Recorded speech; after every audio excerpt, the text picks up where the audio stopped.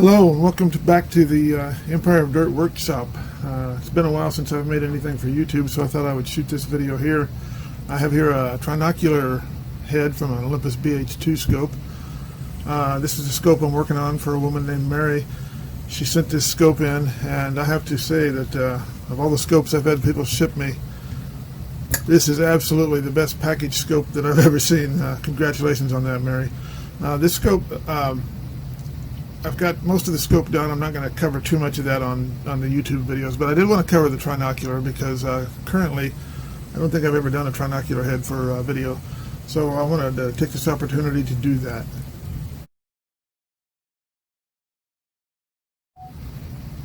So before I do anything, just want to point out that first off, there's a cap on here to protect this top that Mary put on. There's a cap she's put on the bottom, and I'm just going to leave those in place for most of the servicing here because if I took them off, I'd just have to either be really careful or put something else on in place of them. Let's take a look at the condition of this thing. Cosmetically, physically, it's in really good shape. Here, the prism shaft, a little bit stiff, but overall not too bad, but it'll be a little bit better than that after we work on it. The next thing is the interocular distance adjustments, and these are pretty stiff. This definitely is in need of service. This is to the point where I would say it's pretty much unusable, so we'll get that loosened up. And here we have the focus, the helical focus mechanism, and that seems pretty good. That's in pretty good shape. So overall, not too bad a shape. It just probably needs a disassembly, clean, re-grease, and put back together, and it should be good to go. Okay, the first thing to do is to open up the case on this thing, and the way to do that is typically just lay it on this side because it's nice and flat, just like that. And there are 4 screws we need to take out. These are hex screws. I have here a 3mm hex tool that I use to remove them, and so that's what we're going to do. You'll find there are 2 that are fairly long and 2 that are somewhat shorter that go in the back here. It's pretty obvious when you put it back together which is which, so you don't have to get too worried about it, but that's what they look like.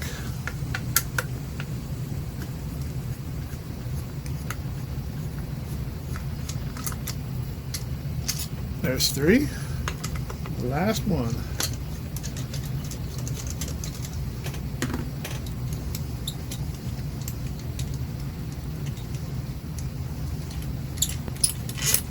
Okay, that's the 4 screws. I'm going to set them aside. And at this point, this top piece here should just come off, which it has. And I will set this aside for safekeeping. Okay, so with the top cover removed, the next step we have to do is to take out the binocular assembly. And that's this piece here. It's the same optical, same physical mechanism that's used in the binocular head. The difference is that in the Trinocular head, you've got this diverting prism mechanism in the top piece. But this piece is identical, so we'll start by taking that out. So in the back, the first thing we have to do before we can get this whole thing apart is to take off these 2 plastic grips here that you use to spread the interocular distance adjustment. And the way to do that, there are screw holes in the back, 2 screws here, here, and here. However, before we can actually get a screwdriver in there to remove them, what we have to do is we have to spread this mechanism, the interocular distance IOD mechanism, IOD as it's called. We have to spread that so that we have access to those screws in the back. And I just want to do this really carefully and slowly. I don't want to deform or bend anything. When they get this stiff, that's a real possibility, so you just be careful with it. I think that's far enough.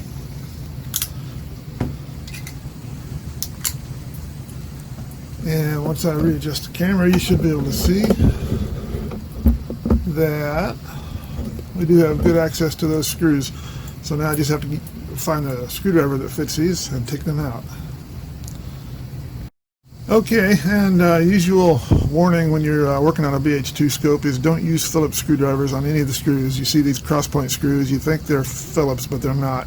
You really need to use a screwdriver that's compatible with JIS, Japanese Industrial Standard screws. And here I have a little Hosan screwdriver that I purchased through Amazon that works fine for this. So I'm just going to start out by taking out these two screws.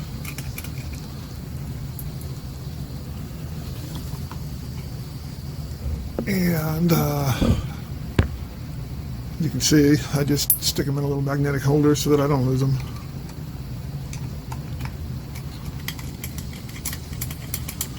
And there's the second screw. Now what I need to do is take out these two screws on the other side, but I want to be careful of this shaft that sticks out.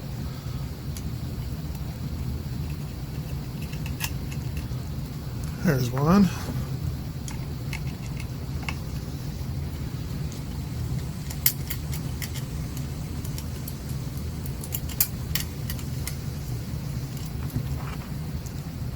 There's always one that's stubborn. Okay, and there's the last one. So if I just put those here, set all these aside. At this point, these guys are loose. The only thing holding them in are these two little screws. There's one here and one here. Let me go in just a little closer for you. Okay, so there's one screw here and one screw here. Okay, before I go any further, I'm going to go ahead and take off these pieces here. The tape is getting in the way of the video, and they have to come off anyway because I have to remove these things since when I disassemble it to clean it.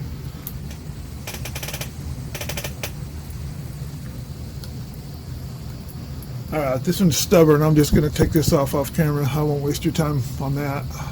Okay, I'm back. I've got all the tape off the front, so I'm just going to go ahead and pull these two little screws out using the same JIS screwdriver. It fits it perfectly, and those just come out.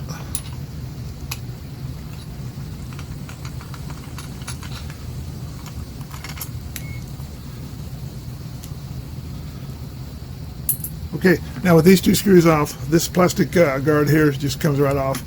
This one does not yet come off because the knurled knob here is preventing it from coming off. So that'll be the next step we'll do, is go ahead and take off this knob.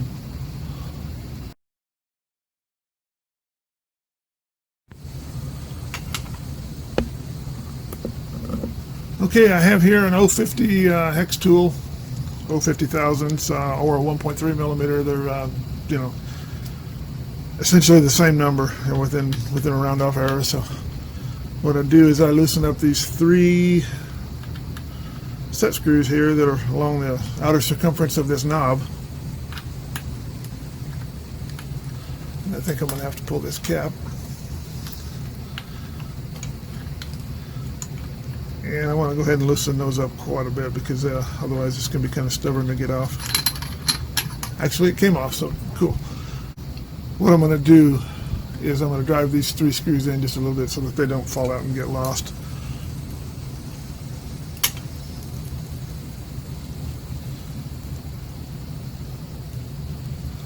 Okay, now with that set aside, this last plastic grip should come right off, and it does.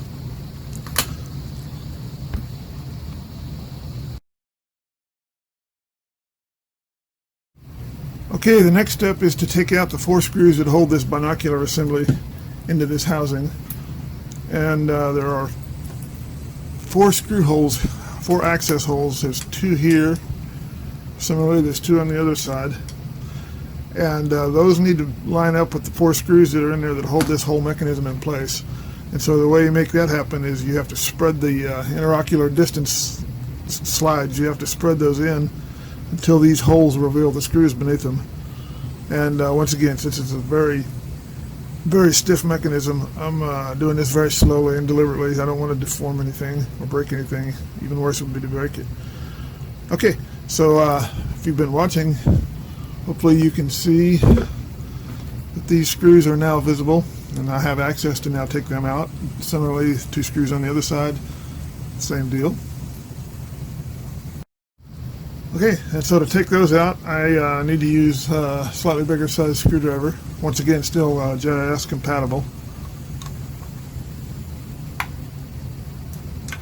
I'm just going to go through and break these 4 loose to start with.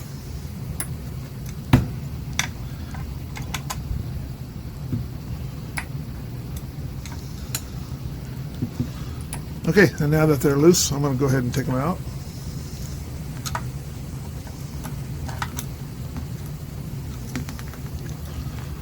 There's one.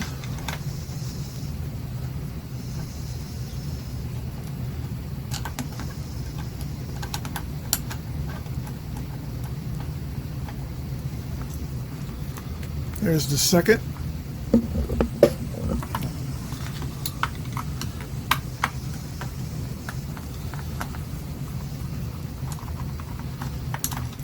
Number 3. And the last one right here. Okay, now I'm going to set these 4 screws aside so they don't get lost. Okay, and now, with those screws out, this binocular mechanism is no longer secured to the housing. So if I'm careful with this, if I turn this sideways, you should be able to see I'm just going to pull this straight out, being careful not to damage any of the prisms or anything. Pull that straight away. And so this is the binocular assembly. And as I said, this is identical to the similar mechanism in the binocular head. So if you have a BH2-TR30 head, or even a BI45 head for that matter, you've got this assembly in it also. So I'm going to set this housing with its pieces that are left in there. I'm going to set this aside so it doesn't get damaged. And we're going to focus on this and do a little work on that.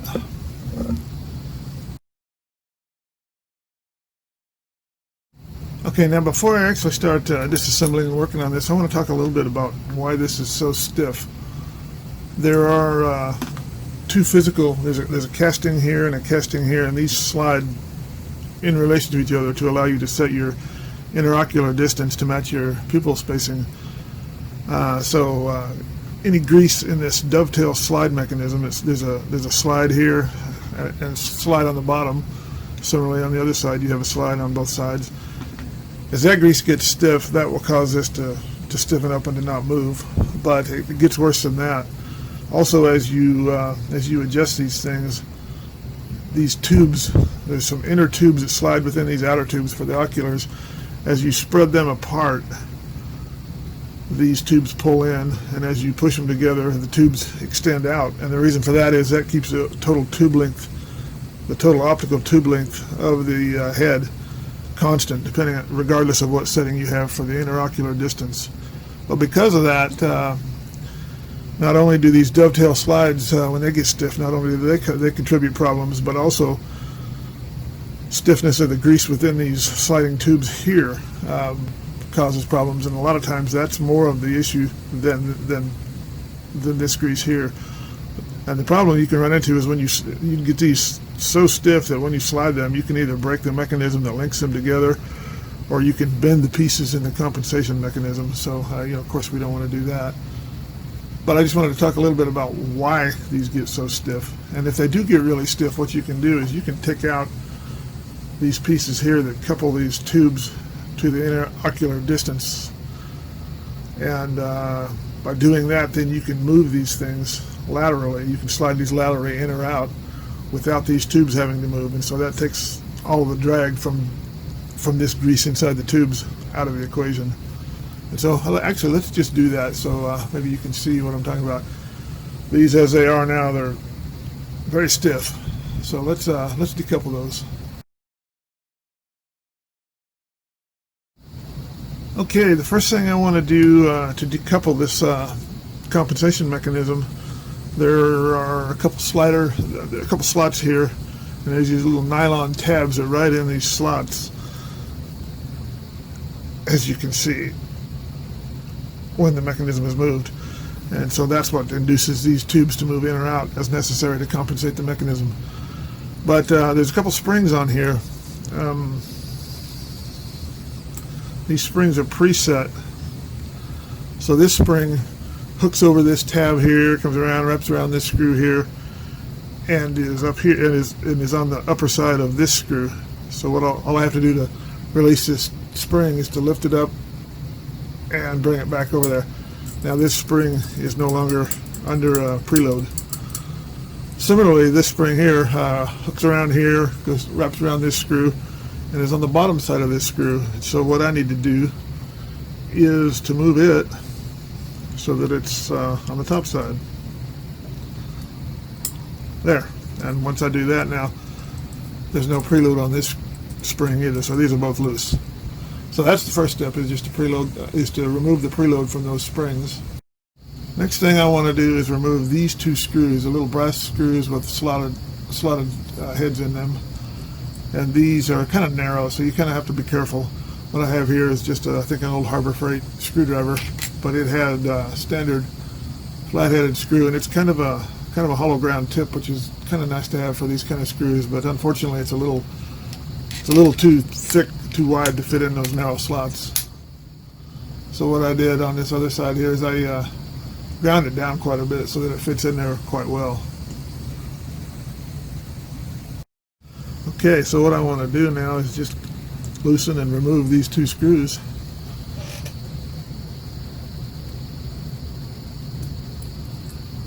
There is number one.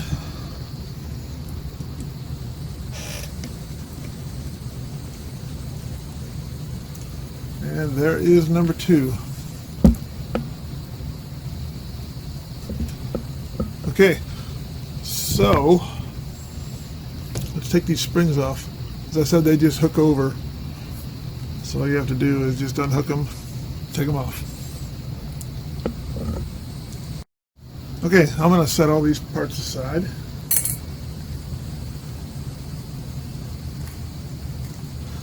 And the next thing I'm going to do is take out these two follower tabs. These are brass screws with nylon sleeves over them, I guess is the best way to describe that. And once again, I'm going to use this same modified Harbor Freight screwdriver, because these can be stubborn, and if they get damaged, then you're kind of screwed. You have to find a replacement at that point. But actually, this one is coming out pretty good. It wasn't real tight. And now I'm going to loosen this one the same way.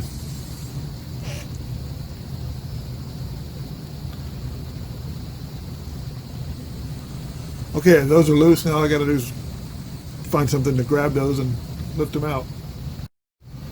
Okay, I'm just going to try a pair of needle nose pliers. I'm just going to grab these on the side, pull them out, so they come out pretty easily.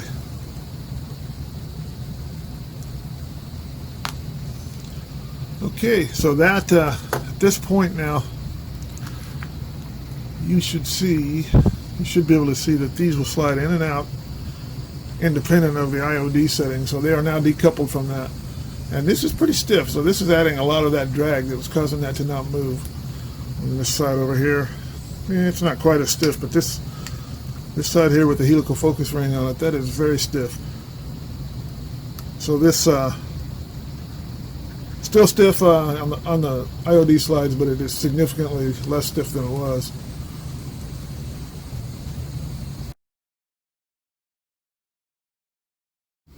Okay, now that we've got the IOD slides decoupled from the compensation mechanism, I'm just going to take this cap off. And basically what we want to do next is basically take off these two blocks. There's a block here, a dovetail block here, and one here. And those hold these two slides in. Probably before we do that, though, I want to go ahead and take off this little metal front piece here, this little bracket. What it is just cover. Keeps dust out of the mechanism, and it also has a scale on there to show you the IOD. But there's two screws, two on the top, very small screws, using this small screwdriver, once again GIS compatible, and there's similarly two screws on the bottom. So without further ado, let's take them out.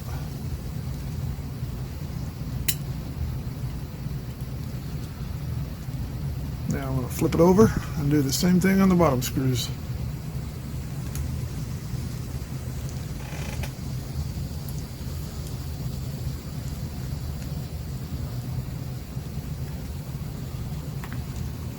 Okay, now let's go back to the upright position. And this, I've got these IOD slides set in so far that this won't come out because these tubes are covering this cover here, this center plate. So I need to spread these out a little bit, and once I do that, then I can grab this and just take it off.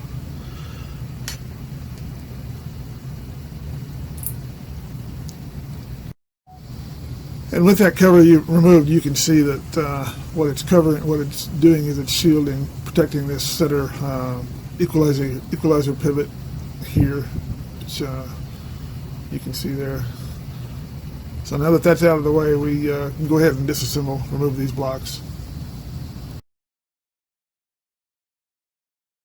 Okay, to take these out, once again, it's critical that you do not use Phillips drivers, but instead you use JIS compatible drivers, and this is actually a third driver still from what I've been using because it fits these screws properly. It's a Hosan driver, unmarked. So what I'm going to do is I'm just going to loosen all four of these to start with.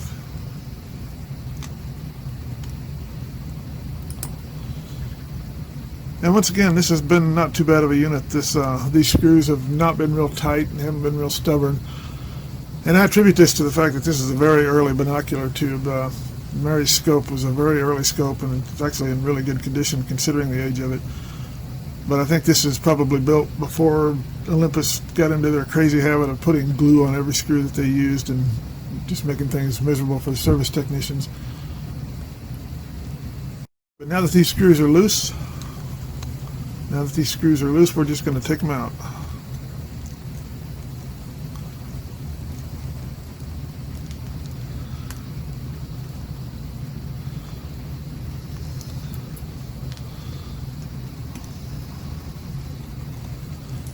Okay, that's the four screws have been removed now. Set them aside. So in theory now, this block and this block are both free to come off. I say in theory because in reality they're going to be quite stubborn, as typically as they are. Actually, no. I was able to get a nail behind this thing. Basically, this block just pushes straight on. There's a couple alignment pins here, and similarly there's a couple alignment pins here, so they have to go straight on. And the way to get them off is, of course, to do the inverse of that and pull them straight back. And okay, here we go. And I need to keep track of these. This came off the right side, so I need to remember that. Because when I put it back together, I need to make sure it goes back on the right side. Otherwise, you can have problems. And once again, this one came off easily. Nice. If they're stubborn, you can put solvent in there. You can put Croil, penetrating oil. Take a very fine flat-bladed slotted screwdriver and tap it behind there, get it between the block and this frame casting, and you'll eventually get them. You'll get enough space that you'll be able to get something in there to pull them off. Fortunately, I didn't have to go that far on this one. Okay, so with the blocks off, in theory now, these two slides can come out, and the way I do that is I just grab this tube here and I kind of pull it down to separate this top here, because it's in a slot down here on the bottom, so it's not really going to go anywhere there, but I want to bend it down like that. Maybe from the side you can see it. I bend it down like that, and once that's loose, it also comes out. There's a pin that comes out of this hole in this brass piece here. Once I do that, then I just lift the whole thing up and then pull it straight out, being very careful not to scratch or damage any of these prisms or anything in the process. And then I set that aside and do the same thing with the left side here. Pull it out, lift it up just a little bit, and there we go. Now you can see here, this is all just a flat surface because the blocks hold it on the top, but in the bottom, if I turn it sideways, maybe you can see it. In the bottom, there's actually a bevel. There's a dovetail bevel in there that those things fit into. So when we put them back together, we'll need to put the bottoms into those slots and then rotate it into place. Just the inverse of how we took it apart. The next step I'm going to do is I'm going to take out this equalizing pivot, lever, whatever you want to call it. I'm going to take my Harbor Freight screwdriver and I'm going to go back to the standard blade because it fits the screw slot just a little bit better. And what you do is you put it in there and hold. This thing moves independent of the screw, so as I loosen the screw I want to hold this in place so it doesn't damage that prism. And that screw, I'm not even sure that screw is tight, to be honest, but it will be when we put it back together. Okay, so that came off, that came out, and now this piece comes off. And of course we'll clean those up and put them back in later, and should move a little bit better than it did originally. But now that's the extent of the disassembly of this frame piece. We're not going to mess with this Schwann tube prism assembly here, because if you take that off, put it back on, it throws your alignment out. So there's no reason to take that off, so we won't. But what I'm going to have to do is just clean all this up, all this old grease out of these bottom slots here and off this top surface here. Totally clean that up, clean the grease off this center pivot here. And once we get that cleaned, then it'll be cleaned to the point where it can be put back together. Obviously we'll clean all the other pieces too as I go back onto it, but that's the basic outline of what we have to do. Okay, so what I'm going to use, I'm just going to use acetone as a solvent. You can also use mineral spirits or heptane. There's various things you can use. I find that acetone works well. It's easy to get a hold of if you don't know how to get it, because if you just buy fingernail polish remover that's 100% acetone, it'll work. And just a couple pile of Q-tips here, and I'm just going to start working on this. I'm not going to make you watch all of it, because basically, you know, I'm just cleaning grease off the front of this, and I'm going to go down here and clean grease out of the bottom. And I'm going to clean this centerpiece, and so I'll do that off camera. When I come back, that'll be clean. Okay, this is pretty well cleaned up, so I'm just going to set it aside. Now we're going to work on these two dovetail blocks. They are basically, from the end, maybe you can see the profile. It's got a dovetail shape to it. And these go on, and the slide slides up against this, so we have to clean. Basically, I'm going to clean every surface, but essentially this beveled surface here is the one that's critical. And I'm just going to same way, using the same acetone solvent, I'm going to go through and just totally clean these, both of these. I'll do that off camera, and I'll be back. Okay, now that these are clean, set them aside.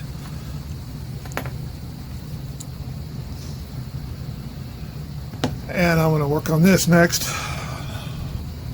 Actually, I'm going to do the left. This is the intraocular slide for the left-hand side. It's got prism on it. It's got this sliding piece here.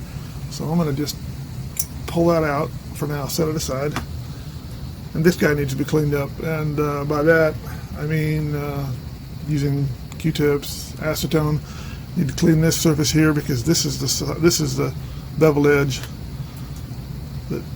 that mates with the bevel edge here that they slide against.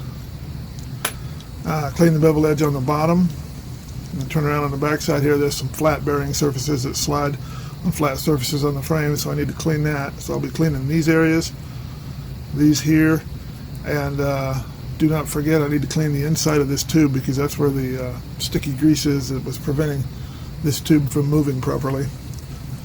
I'll do that maybe just a little bit here, see if there's anything. Yeah, you can kind of see stuff coming out, but there's definitely oil in there that's old and stiff. Similarly, there's stuff here that's a mess. So let me go off camera and do that.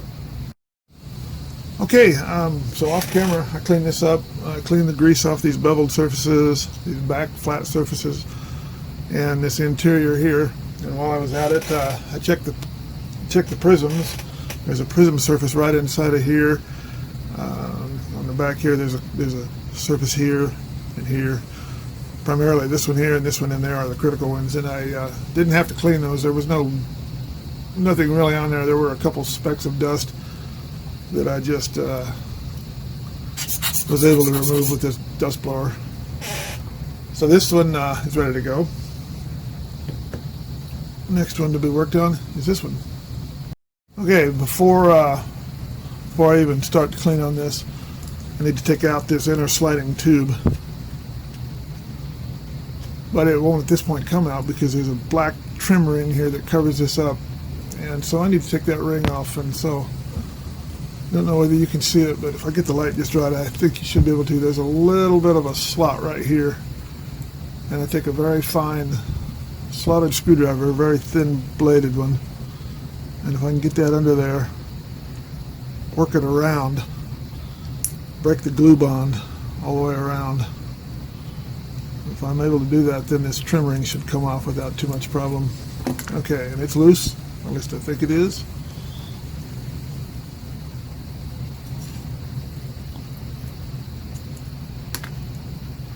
And take it off and set it aside for safekeeping. And now, without further ado, this thing should come out.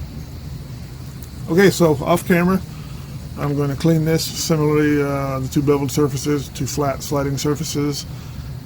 You can see grease on the end of this, and inside that tube. I'll be back. Okay, now, this has been cleaned, bevels, flats, inside surface here, and the prisms have been dusted, so this guy's ready to go. So these are the next order of business. What I need to do basically is clean off the outside surface here, because that's also got this oil that's been aged and stiff and just not cooperating, so I need to clean all that off so we can re-oil that when we reassemble it. Similarly this here, but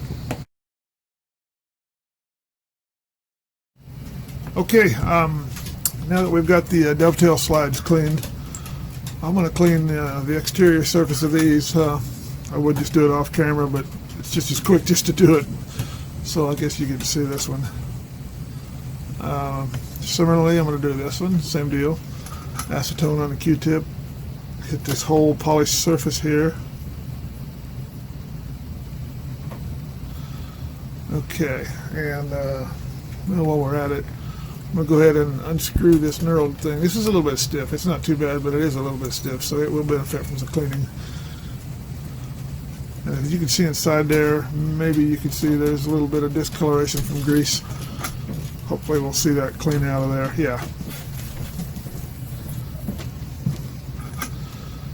So I'm going to go off camera, clean this interior, all this threading, clean this out really well. And similarly, the external threading on this piece. As you can see, it's got some stuff on there. I will be back. Okay, off camera, I did get these pretty well cleaned. I guess I probably should explain a little bit about this. These things are these helical focus mechanisms, so they're very coarse threads, and they're set up so maybe a quarter or a half a turn moves this quite a bit. So in order to do that, they've got very coarse threading, and if you look at that, that doesn't look like coarse threading. And the reason for that is because you have multiple threads interleaved. There will be a thread that starts and it runs around there a couple times around, and it's at the end, and then so many degrees later another one will start, and then another one will start. So when it's all said and done, there's 6 or 8, 7, 6, 7, 8, I don't know how many, never bothered to count them, but interleaved threads, all very coarse. And so that allows the thing to move quickly as quarter turn, half turn causes a lot of depth change, and yet there's enough threads to support this so that it's a sturdy, stable mechanism. Now the flip side, downside of that, is it's sometimes very difficult to get these things to thread together. They have to be aligned just perfectly. And as you can see, don't force these things. If you force them at all, well, you're going to ruin them and you'll never get them together. But you just, the thing is, you just keep working at it. And I don't know whether I'm going to get this while the camera's going or not. And even if I do, when I do get this, It's not going to be the final time because I still have to take it apart and put grease in there, but I just wanted to show you that it does take time. It does take patience.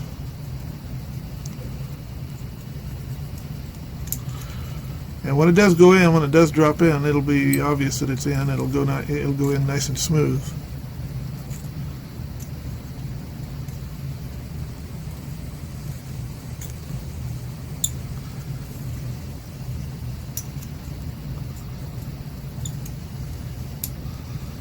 So it turns out what this thing is really good at is burning through camera batteries while you're filming this.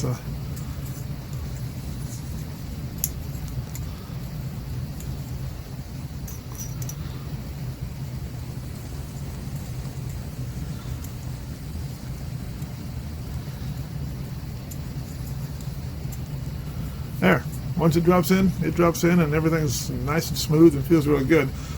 Unfortunately, I have to take it apart again and apply some lubrication to that, but so that's kind of what we're up against. Like I said, don't force it, take your time. I don't know what else to say. Another thing to look at before we put this together is this piece here, this little tab that sticks out, should be sticking straight out. I've seen a lot of these where the mechanism is so stiff and they get forced, people force them and that will bend this tab, and if that tab is bent, just take a pair of pliers or something and straighten it out. Similarly, this one, same thing, it needs to be nice and straight. And they look fine.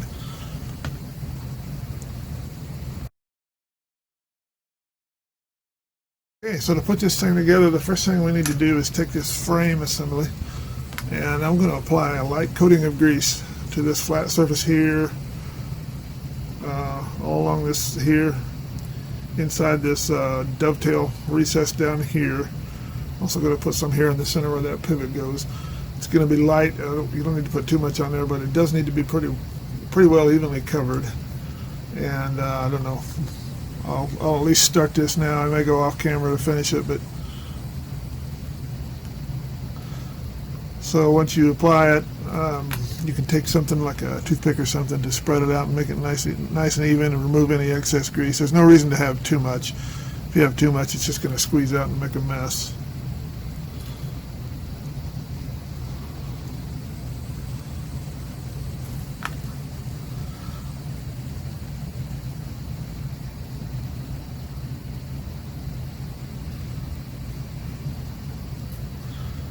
Put a little grease on the inside surface, on the inside between these two tabs, because that also needs to be lubed.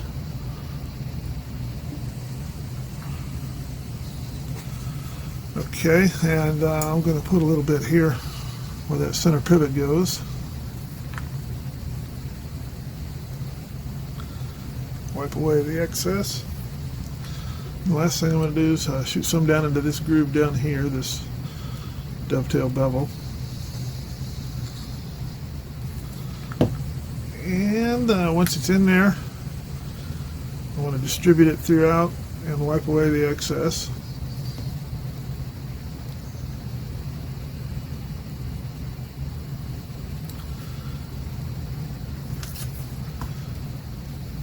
Take a little piece of a paper towel and wipe away some of that excess. Yeah, maybe even easier is to use a dry Q-tip. Okay, I think that's pretty good. Let's get some of this excess off of here. I'll wipe that onto a paper towel. Okay, so we've got this bevel pretty well greased. So let's go on to the next step, and that is the dovetail slides.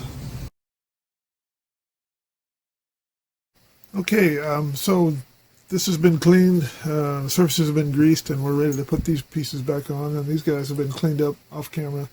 I cleaned the back side, cleaned that hole, and basically just cleaned all the grease off everything.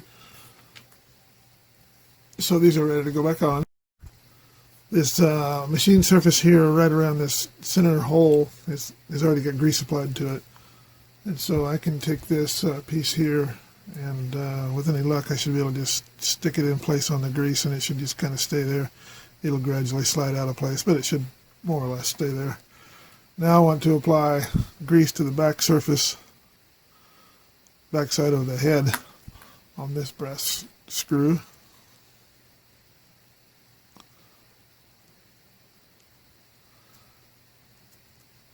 And once I do that, I wipe away any of the excess. Okay, so now I'm going to put this screw in place to hold this pivot in where it needs to be. Take this screwdriver here, engage it in the screw, in the brass screw head. Hold this pivot to keep it from rotating. And when it goes into place, this still should have freedom of motion. And once it's tightened down, this should still move freely. So this is ready to go. So at this point, we've got this thing ready for the dovetail slides, the left and right dovetail slides to go back in place. So I want to take this and just set it aside for a bit. Now I'm going to apply grease to this beveled surface here, this beveled surface here, these two flat machine surfaces here. I want to apply a light coating of grease. I don't want too much on there because it'll just squeeze out and make a mess. It doesn't, you know, once you've got enough grease on there, more grease doesn't buy you anything other than just a mess. And that doesn't look like much grease, and to be fair, maybe it isn't, but also going to be greasing the back side of the dovetail blocks that come into contact with this, so there'll be grease on both of those, and between the two there will certainly be enough grease there. And I'm going to do the same thing on the back side here.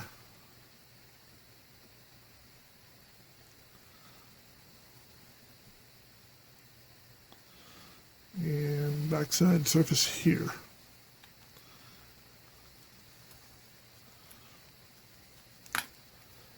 Okay, and now there's a little bit of grease down here that doesn't need to be there, so I'm going to get that out of there, wipe that away, get the grease off my fingers so I don't transfer it everywhere, and this is ready to go back on the frame.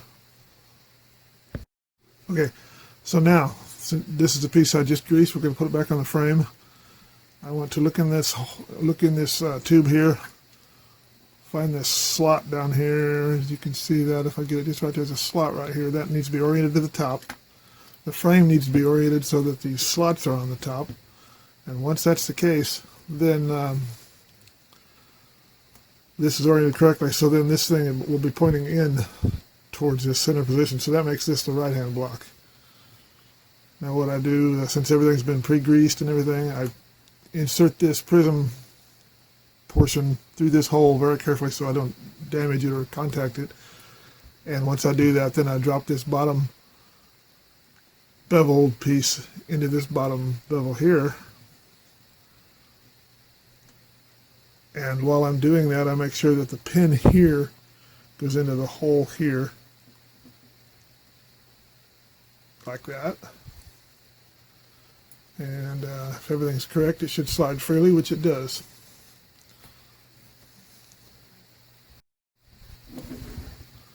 Okay, so now I take the right hand dovetail block here, and I want to apply a light coating of grease to this beveled surface, just like we did elsewhere on the bevels.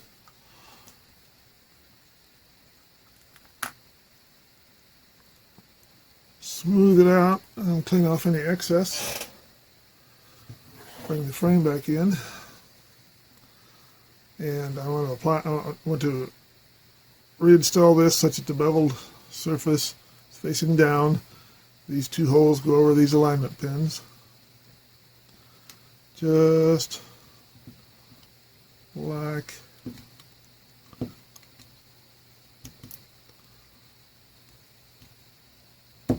so. And now what I'm going to do is just basically press this down, move this to make sure it moves freely. So there's no binding, so the next step will be to just put these two screws in to hold that block in place. Okay, I have the two screws that go in these holes. I've got the proper screwdriver, the JIS compatible screwdriver. So what I want to do is go ahead and put these in. I want to install them both loosely first and then go back and tighten them up.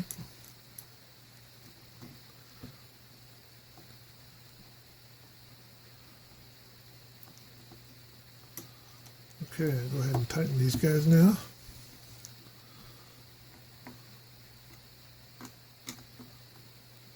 Okay, so that's in, screws are tight, still moves properly, and there is, as you can see, there's excess grease sticking out. We'll of course wipe all that off after we get it put back together, but for now, It looks good, and we're ready to put the other side on.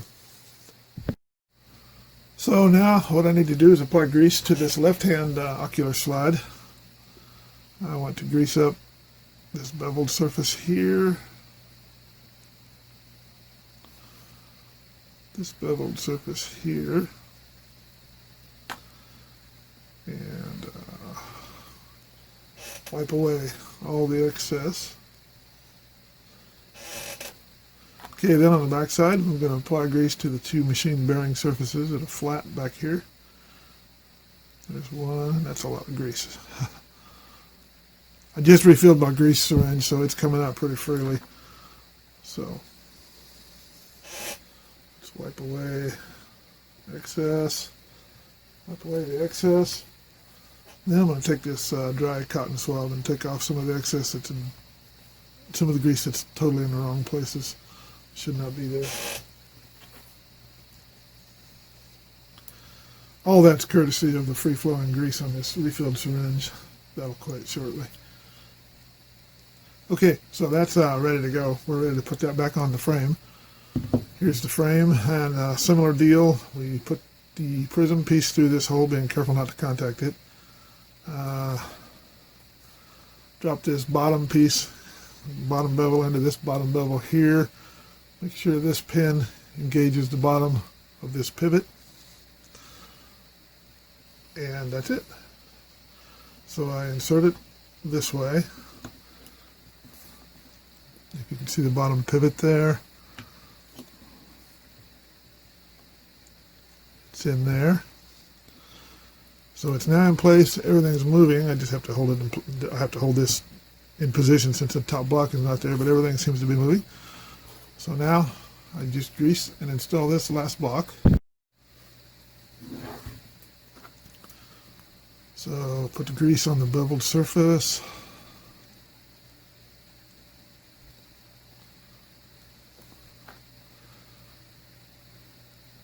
Distribute it, wipe away the excess. Okay, now we're ready to put the grease on here, put the block back on here. Just like that. All it needs now, 2 screws put in there to hold it in place. Install those loosely and then go back and tighten them up.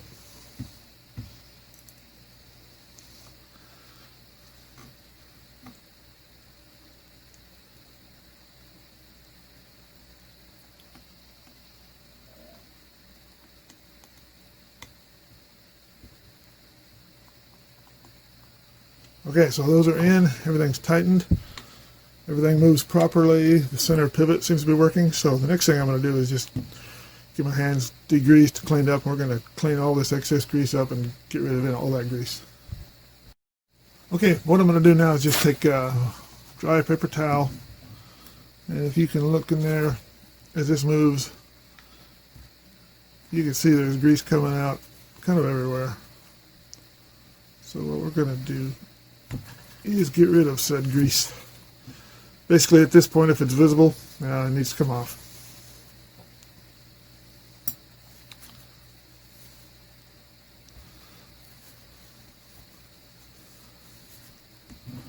Okay, so that helps a lot.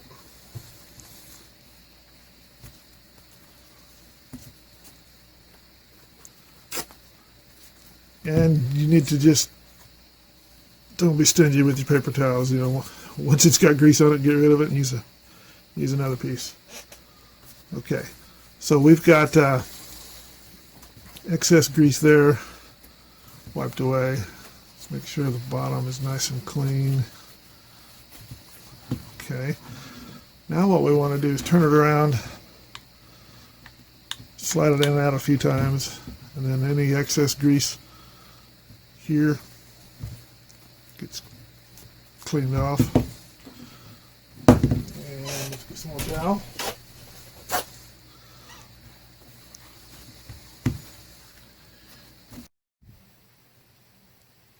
Okay, so now we've got this thing reassembled. Slides are feeling fine. You know, there's no no evidence of a stiff slide, and these feel exactly like they should.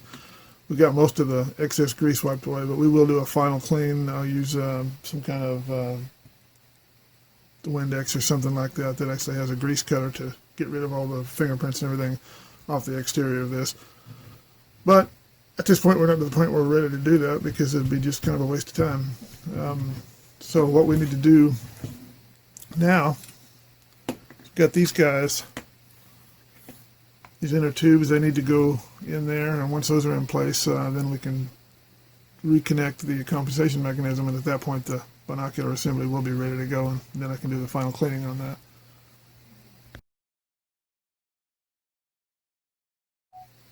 Okay, so what I want to do is set these aside for just a little bit, and have some grease here.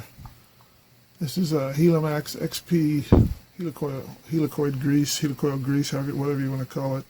It's basically it's a fairly light grease, and it's like perfect for inside these. What I do is I just take a little bit, get a little bit on my finger, go inside here, and distribute a very light coating.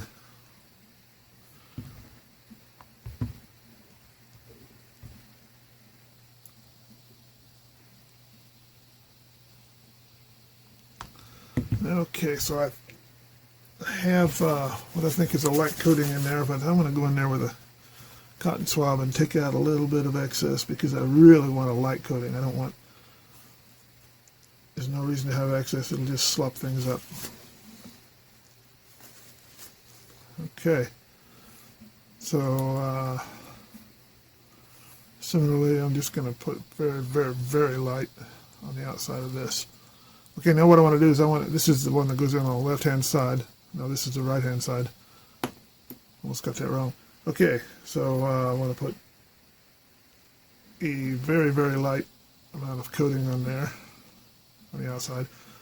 At this point, I'm just going to leave this in place, but I'm going to have to take that off and re-grease it in a bit. So anyway, the tab faces up. These slots here face up, so the hole that accepts this tab should be up. And so what I do is I basically get it all aligned, put it in and slide it in there, and it should go nice and smooth with no evidence of any grabbing or stiffness or anything, and it's doing just fine. And if you turn it around and look, you should be able to see, if you look into this slot right here, you should be able to see that as I move this in and out, that that tab is moving in there, and that's exactly what should happen.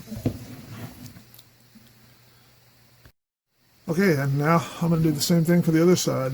I get just a little bit of this grease on my finger, distribute it throughout this inner surface of the tube,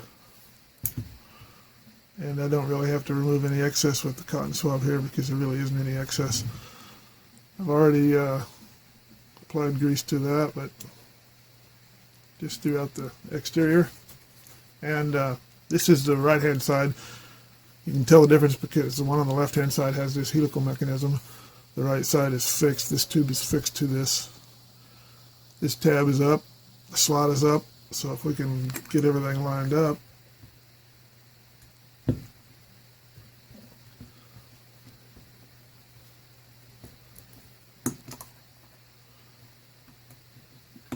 there. That's it. Everything goes in. Yep, that came out. There we go. Now that feels perfect at this point. So what I want to do is I want to take a dry cotton swab, take off any excess grease around this edge here.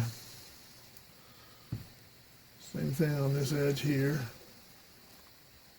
Okay, so now these are fine. We turn this around. If you look in this slot now, you should see that tab moving. Okay, and that's proper.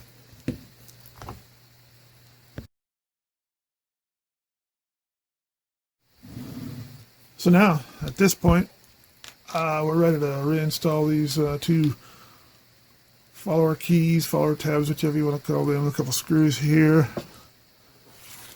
and these two springs.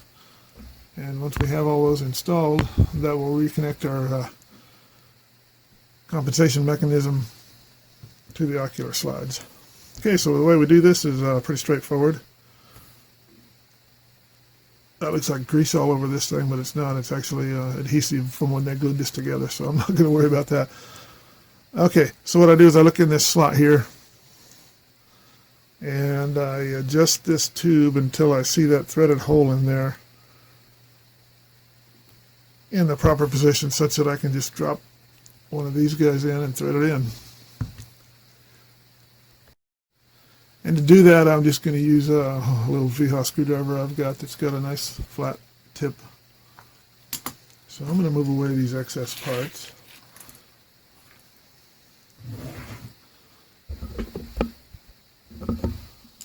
And what I do is carefully drop this in place. And with any luck, it will align and the threads will engage with that screw hole that's in there.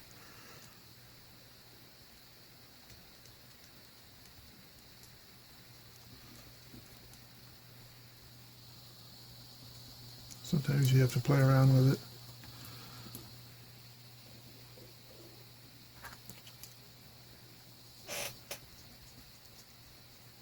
Okay, I think it's going in. Yeah, it's going in, so I snug that down just a little bit.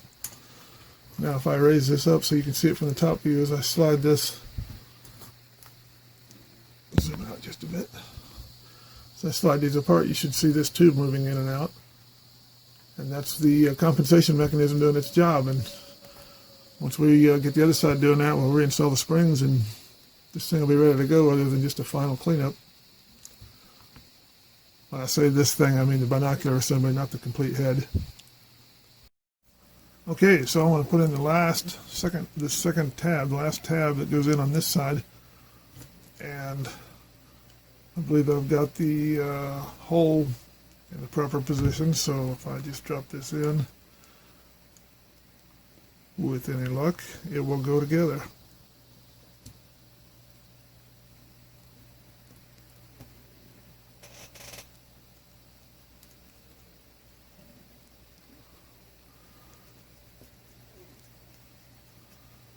And she went in place, so that's good. Now if I zoom out just a little bit. Now as I move the interocular distance, you should see both tubes responding in terms of correction. Okay, the next step is to install the two springs. These springs, what they do is they add a little tension to keep these these follower tabs, these keys, to keep them from rattling around in the slot. So I take the one that came off the right hand side, which is this bent spring, and I put this hook over the tab, over that nylon follower. And then I take one of these little brass screws, put it through the hole in the spring, and thread it in.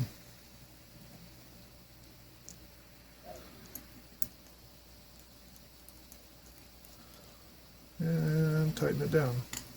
So at this point, that spring is in place. That is not preloaded, but that will happen shortly. Now put this other one in, hook it over the follower key. Take the remaining brass screw, put it through the coil in the spring,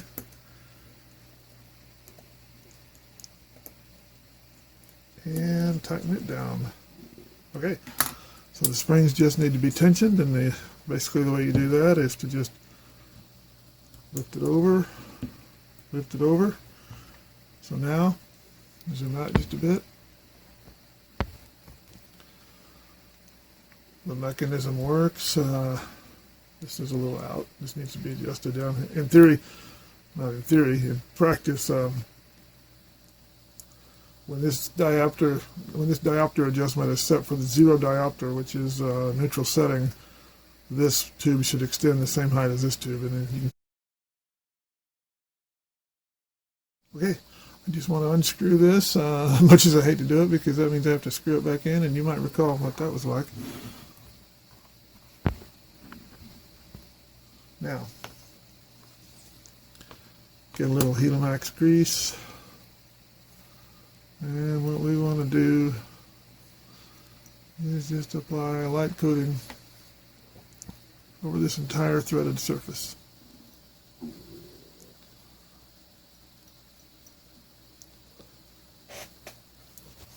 Got a little out of place here that I want to wipe off.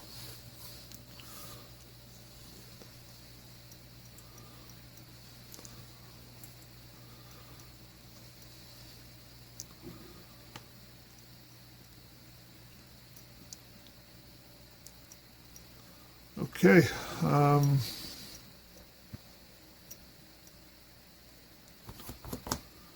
make sure there's no excess anywhere. So this is kind of ready to screw in there, but before I do that now, I want to add a little bit of grease into here as well. Not much, just a light coating, but just a little bit. That way if there's any gaps, it'll distribute throughout quicker.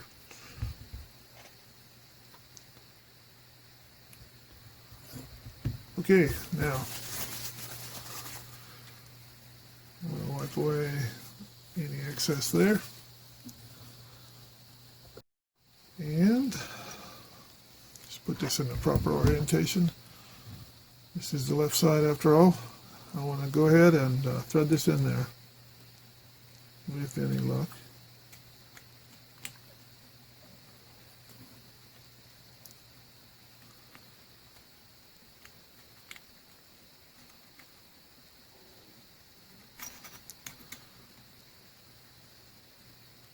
There we go. Nice.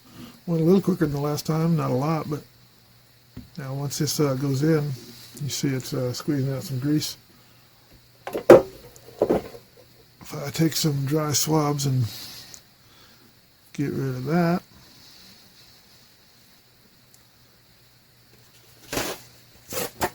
take a clean paper towel, wipe off any excess down here around this outer edge. This now feels very nice. Should work for a lot more years. Now, in reality, this thing is going to be more like that when it's actually being operated. But that's it. I'm going to take some cleaner, something with a degreasing ability, and I'm going to do a thorough cleaning of this, all the external fingerprints, any grease that's migrated out, any of that, so that when it's all done, it'll be clean and ready to go back into the head. Almost forgot one piece. Eventually would have been obvious. I'm glad I caught it now instead of later. That is the centerpiece here that covers this pivot mechanism. I've had these before where I put them all together and get ready to put them on the scope and I look down and that thing is missing and it's like, wow, what a pisser. So anyway, that's not going to happen this time. We got that in place. Grab the 4 tiny little screws that go in there. Put 2 on the top, 2 on the bottom, and Bob's our uncle.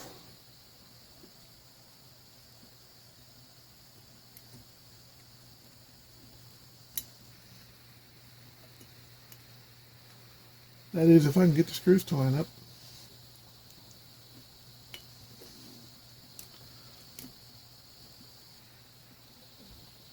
There we go. Once the first one goes in, the second one will go in pretty easy. I'll go ahead and tighten these 2. Now I flip this over and I put the 2 in the bottom. And once we have that, then it's crisis averted.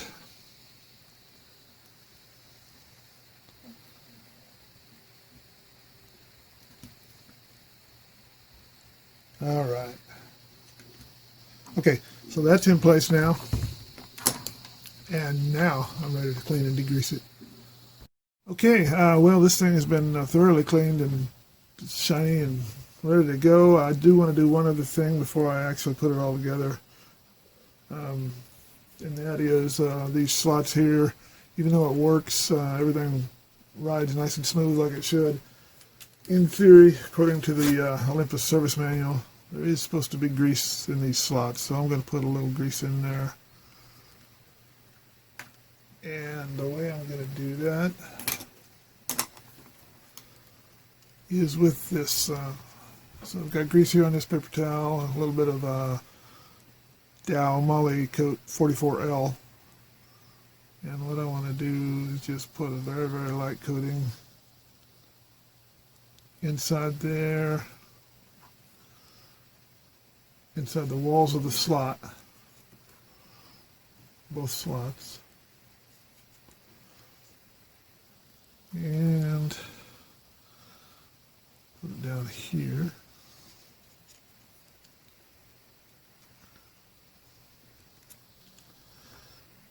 And in there. Okay, so those are now properly greased per the manual. And wipe away any excess.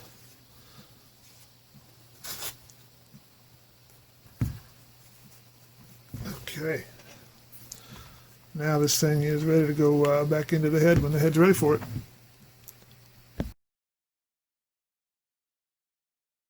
Okay, we're ready to service the this portion. This is the housing. We've got a shaft here that moves a diverter prism.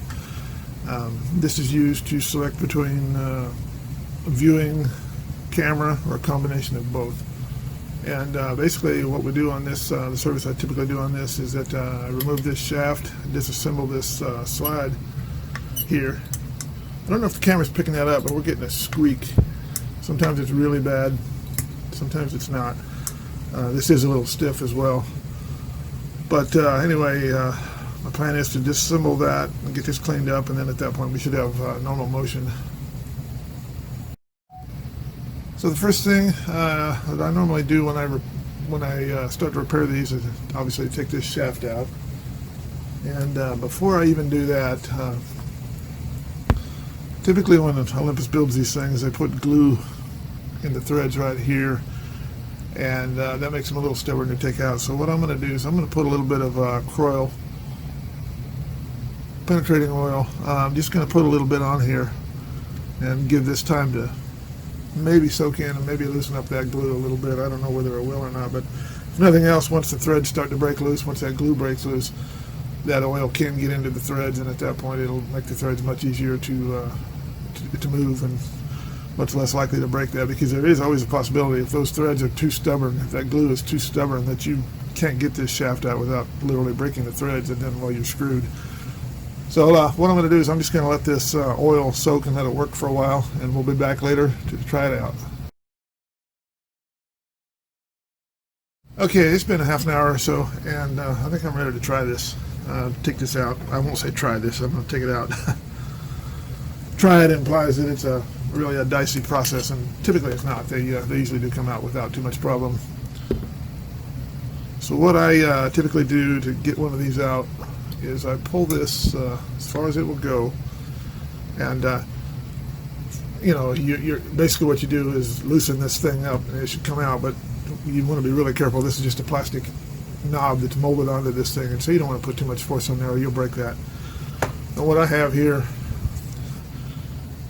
actually I got these pliers, I think I got these at Harbor Freight, and they were fishing pliers, and I think I may or may not have drilled an extra hole in here. I think I did, but I've got a couple holes drilled in here, and they're non-knurled so that they don't do damage. They don't do damage, or if they do, they don't do very much scuffing on this shaft, and I'm able to use this hole to grip the shaft and loosen it and take it out.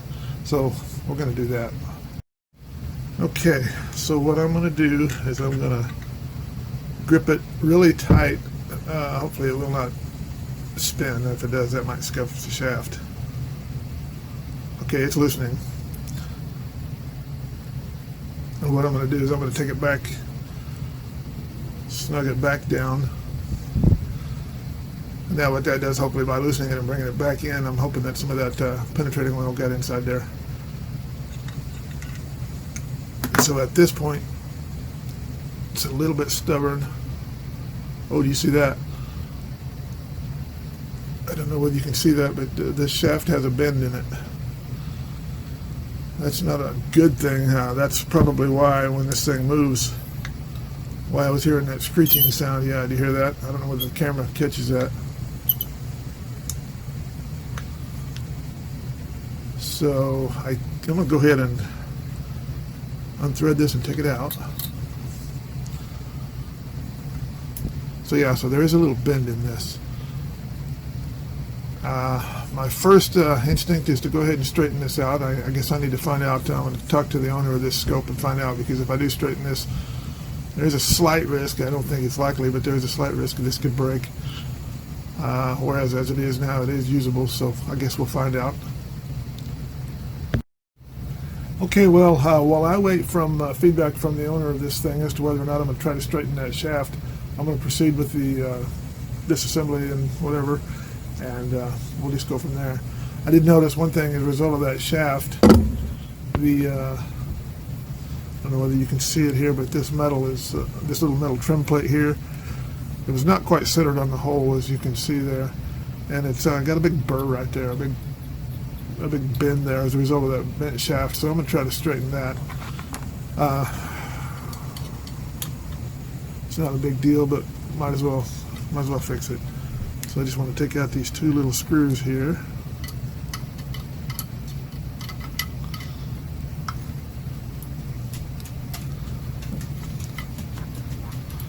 Okay, and now you can see that burr. Hopefully you can see that burr there.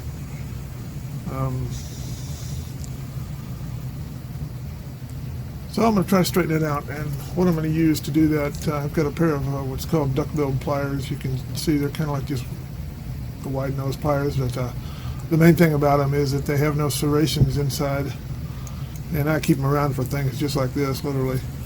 If I can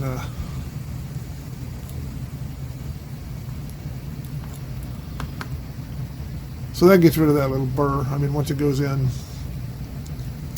once it goes together, you know, the shaft will come through here, and hopefully when I put it back on, it'll be more centered. So even whether we replace this shaft, straighten the shaft, or whatever we end up doing, this should still not be.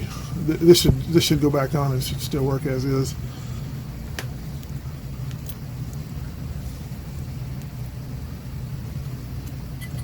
So I'm just going to go ahead and put it back on now.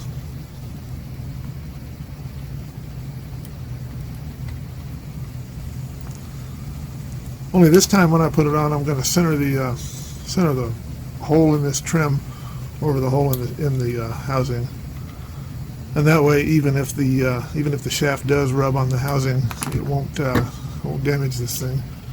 At least that's the theory. So I want to loosen these up just a little bit. Move that down as far as I can, push that down, and snug them back up. So now I think it's okay. I don't see any way at all that shaft could actually deform this trim plate now, because there's a pretty good margin all the way around it.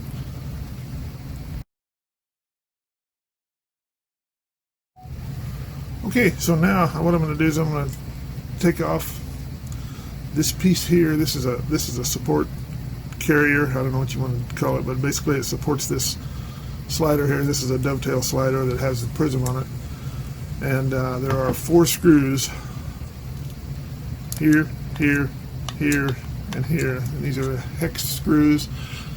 I have a 2.5 millimeter tool here, and I'm just going to go ahead and loosen these and remove them.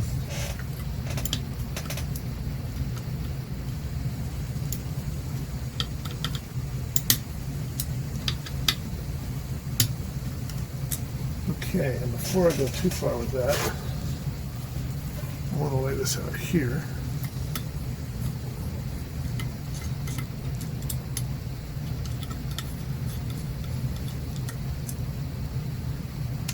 Set these screws aside.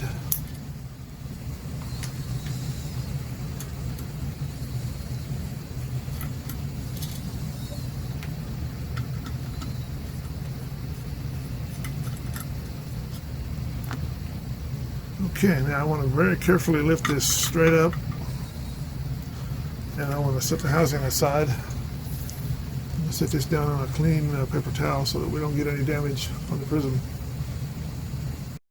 Okay, now before I proceed, I'm going to take a piece of clean optical tissue, set it here, so that's a better surface than this paper towel would be to be in contact with that prism.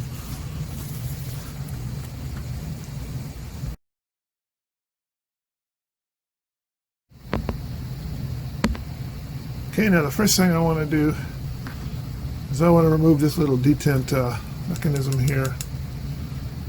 And the way I do that is loosen these two screws, remove these two screws, and this should come loose.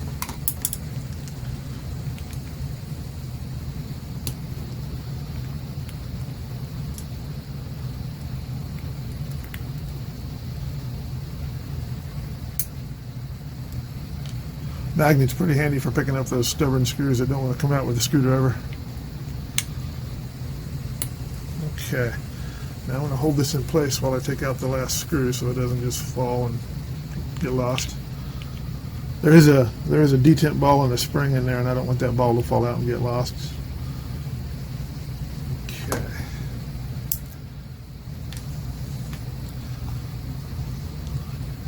Here you can see the detent ball.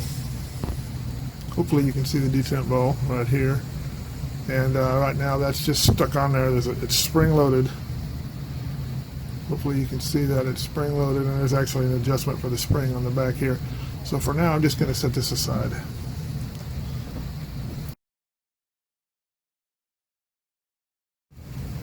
Okay, so the next step is to separate this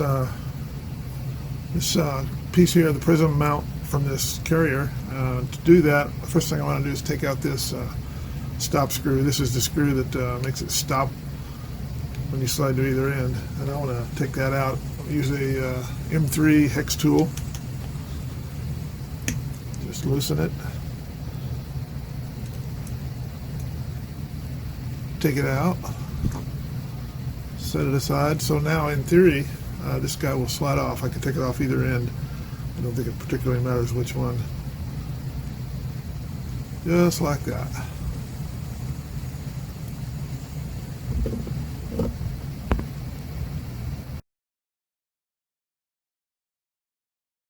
Okay, to start with, let's put this out of harm's way. And I want to clean this guy up. What I need to do, you see from the end, there's a couple of dovetail bevels in here, and I just need to clean this out. In theory, I could take these two screws out, pull this block off, and clean it, but I don't need to do that, so I don't plan to do that. Just going to use some cotton swabs and some good old acetone for the solvent, and we'll get it cleaned up. Okay, so I can get some acetone on a cotton swab. Let's clean as much of this grease out of here as I can, which is to say hopefully all of it.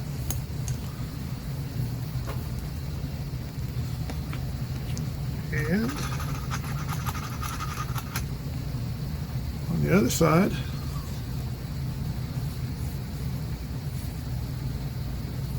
same thing. Clean any oil, any grease, anything that's visible. And I'll go off camera and do a little bit better job of cleaning that, but you get the idea of how I'm doing that. Okay, I was able to do a pretty good job of getting this cleaned up, so let's set it aside and bring back the prism carrier. Now what I want to do on this is be very careful that I don't get anything on the surfaces of the prism or scratch the prisms or anything like that. But I want to clean this top machine surface here, these two flat surfaces, and these two side bevels here. That's where the grease is at that this runs on. So I want to do this with acetone on a cotton swab, but I don't want so much acetone that it like runs down onto the prism, so I want it a little bit dry.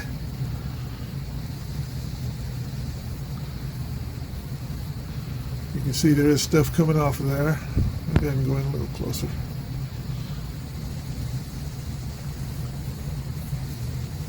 And I'm going to do the other side. I'll just do this off camera. Be right back. Okay, so while I was off camera, I did a thorough job of cleaning these two flat machine surfaces, these two beveled surfaces. And also on the back side, this little brass plate here, this has got a little stop in here for the detent stop. I cleaned that as well. So I think I'm ready to apply some grease and reassemble this slide mechanism. So let's get that going. Okay, so to start with, let's get some grease prep to go on there. I don't think I've talked about it on this particular video, but this grease I'm using here, this brown stuff, is Plastilube brake grease. If you look in the link, if I think about it, I'll hope to include some kind of a link or some kind of a description to that stuff. But that's what this is. So now, what I want to do, I want to start by just greasing this piece lightly, and then the mating. I guess you didn't see that. Grease these surfaces of this prism carrier, and similarly the mating surfaces here, just lightly grease those, and then we'll put it together and go from there. Okay, I want to put the prism out of the way since I'm kind of paranoid and I don't want to get that polluted. Now let's just put just a little bit of grease inside of here.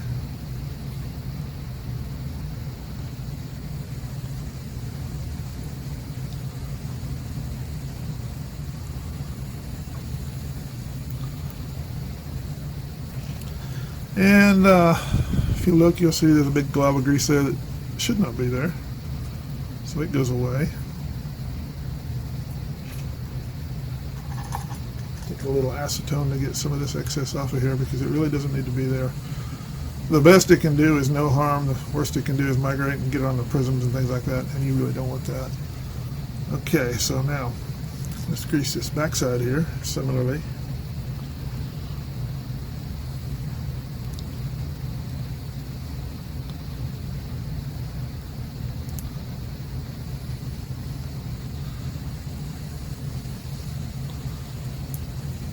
Okay, now I want to take off all of the excess. I'm starting just with dry cotton swabs to start with. Okay. Now if I put just a little bit of alcohol, or acetone, I'm sorry, on a cotton swab, I can get the rest of this off. So now the areas that need grease are greased, and the areas that shouldn't have grease do not have grease. So now the one that's a little bit more critical, just because you want to be really careful where the grease goes on this. And I'm starting out by just greasing these top flat machine surfaces that are part of the slides.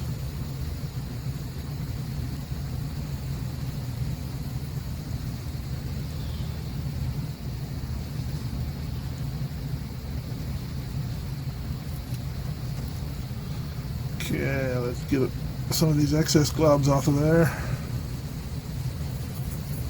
Get it off my finger. Okay, so this front top surface is greased.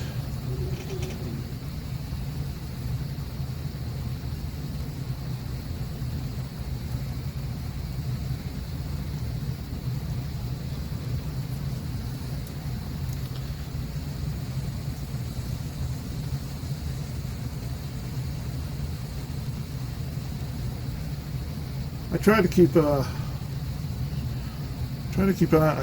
watch on the camera when I'm doing this, but I know sometimes my hands get in the way and you can't see what's going on. I apologize for that, but it's kind of hard to pay attention when you really need to and watch the camera.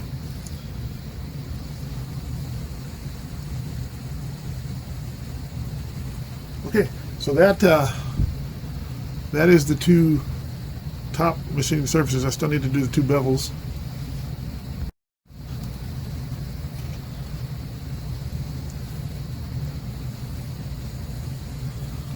So let's go ahead and get those done.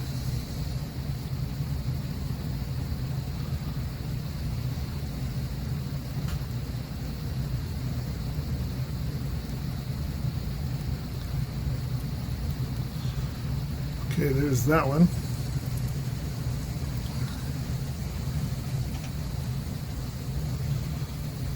And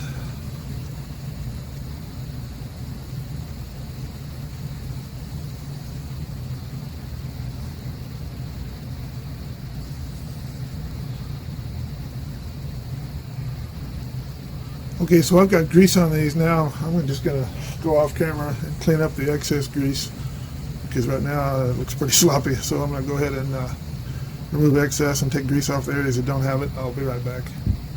Okay, I've got the grease cleaned up, and I think we're ready to make these two pieces. Hopefully I can do this such that you can see it. So this back piece here, this little brass piece, got the detent stop on it. That is where the overhang goes. So I want to go ahead, start this, and as I do this, it's going to push grease off of it. That's just inevitable. There's nothing you can do about that. Go in a little closer so you can see that.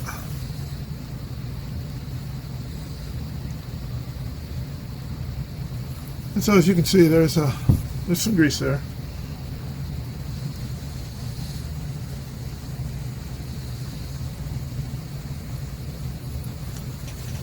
And I'm using just dry cotton swabs to start out with. Once I get most of the grease off, and I come back in with a little acetone solvent and wipe away the excess. So now this thing moves very freely. Still has stiffness because of the viscosity of the grease, but you want that. That gives it that nice feel and keeps it from vibrating and things like that. But that's ready to go. Now we need to put the stop screw back in. Here is the stop screw. I have a 3mm hex tool.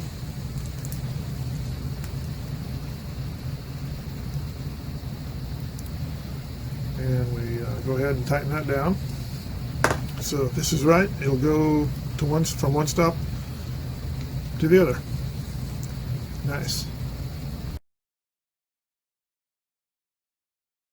So I'm going to slide this out of the way, and I'm going to work on this little detent stop right here. I'm going to take this ball out of it. It's just stuck on there with old grease. And now what I'm going to do is I'm just going to clean this surface. I'll probably pull that spring out. Don't necessarily need to, but just for the purposes so that you can see it, I might pull it out. So basically, there you go. It's a little spring. There's a screw on the back here that you can use to adjust the tension of this thing, but we probably won't even need to do that. I'm just going to clean this up, clean this ball off, get all the grease off the ball right here. So I'll be cleaning that, clean this off camera, and when I come back it'll be clean. Okay, so this is clean now. I'm just going to take a little bit of grease, and I'm just going to put a little dot of grease right in this hole, right on top of this spring here. Then I take the ball, stick it to the grease, and I want to put just a little dab of grease on the top exposed surface of the ball. Okay, now I think we're ready to put this back on.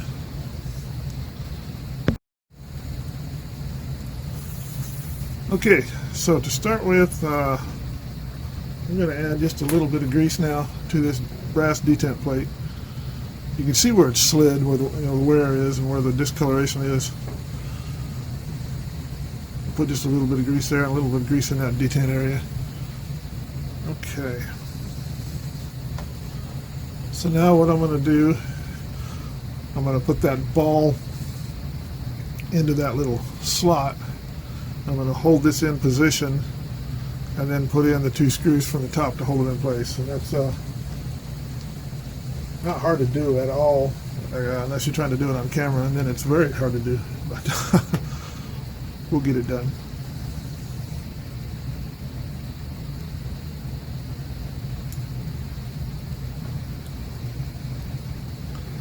Okay, I adjusted the slide so that the screw holes lined up. I apologize that you really can't see what I'm doing very well here, but it's just the nature of it.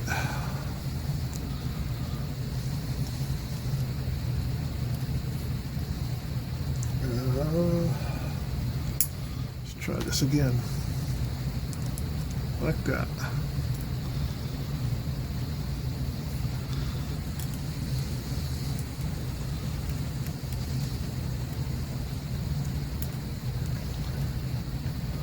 Okay, so the two screws are in. They're not tightened down yet, but they're in. This guy is basically in place, and I want to hold it square. Whoops. Try not to drop the screwdriver in the process.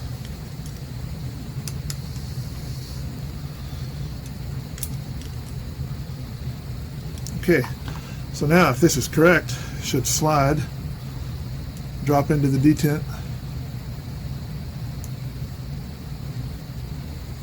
There's the detent. So that looks good.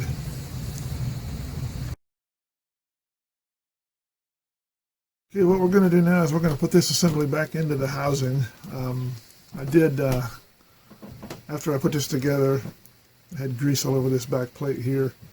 I slid back and forth a few times and then cleaned off the excess grease here.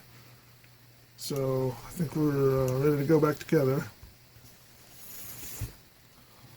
So this housing here is where it goes. There's 4 screw holes here. You have to set it down, being very careful that you don't collide the prisms with the housing. Hold it in place and then put those 4 screws in. So that's what we'll do now. I have here 4 screws, hex screws, and a 2.5 millimeter tool right here.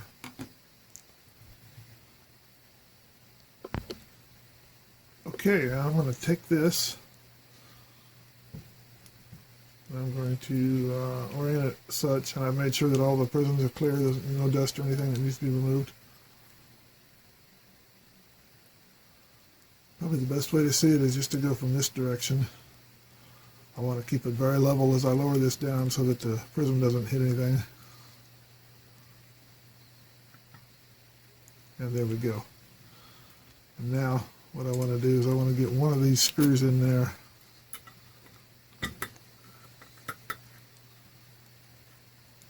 Once I get one in there, not fully tightened down, but once I get one in there more or less reasonably tight, close to tight, at that point it'll hold this thing down so that it doesn't warp, and at that point the prisms are no longer in risk.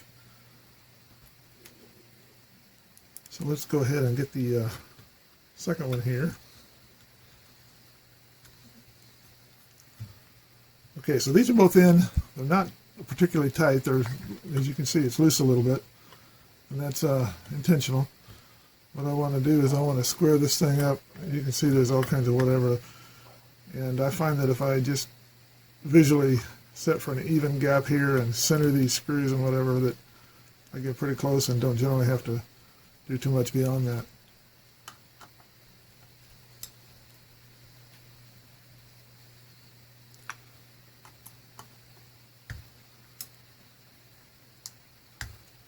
Okay, so those are snug just a little bit, just to keep it from moving. Now I'm going to put these last 2 screws in.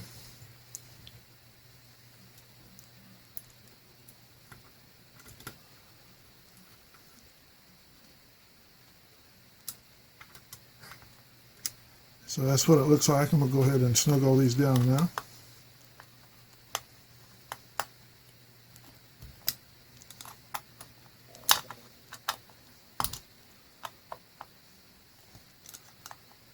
And there we go. A little hard to do that while allowing the camera to see it, but it got done. So this now slides properly, ready for the shaft reassembly.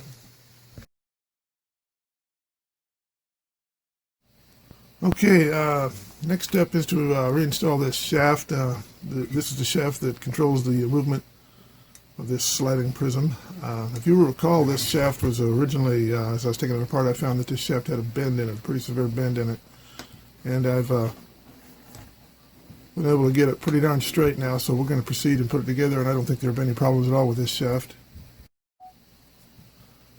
Okay, so basically what I do is I insert the shaft in this hole here, and thread it into this little tapped hole right here. Slide this down, maybe it's a little easier to see. Right here. And I'm just going to install it right now, just temporarily, just to make sure that it works. and now it slides. There's no squeaking, there's no rubbing like we had before, so I think we're in pretty good shape with this. But what I want to do is I want to loosen this up and install a little bit of purple Loctite on there so that this doesn't loosen up during normal use. The way I usually do that is just take a toothpick, put a little spot on there, and then thread it in. So let's do that. Okay, there's a little bit on the toothpick. I'm just going to apply it right under the threads here, like that.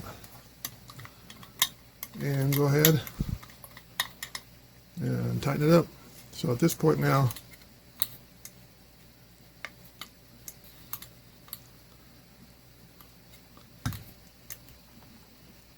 everything seems to be pretty good.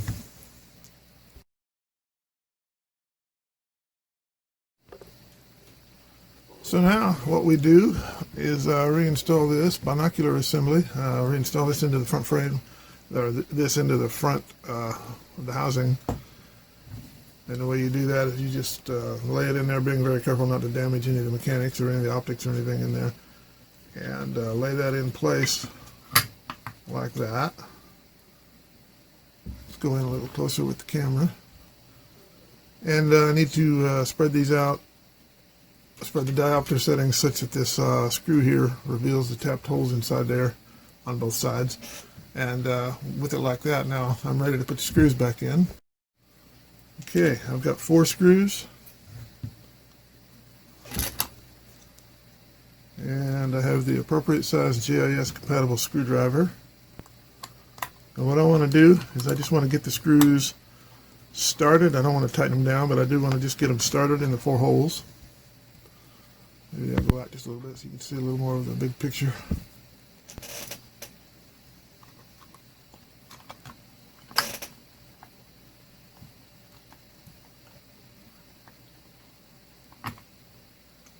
There's that one.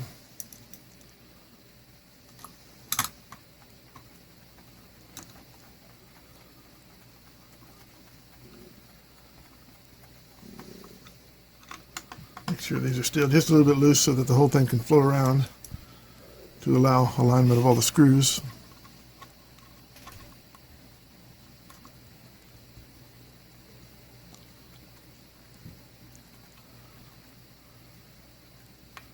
There's number 3, and here's number 4.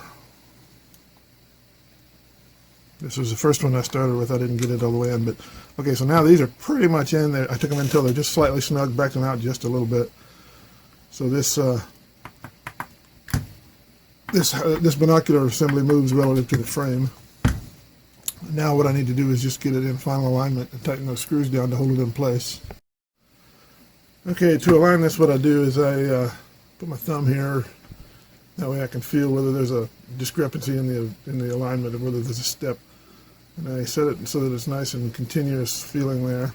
And that's pretty close to where it needs to be. And at that point then I just go in and snug these screws just a little bit. I want them tight enough that they're going to hold this side, but not so tight that they'll prevent the other side from moving if it needs to. Okay, so now I do the same thing over here, and that feels pretty good. Now it does. And so I'm going to snug these 2 up, and then we'll go back and do a little bit more tightening on the first 2.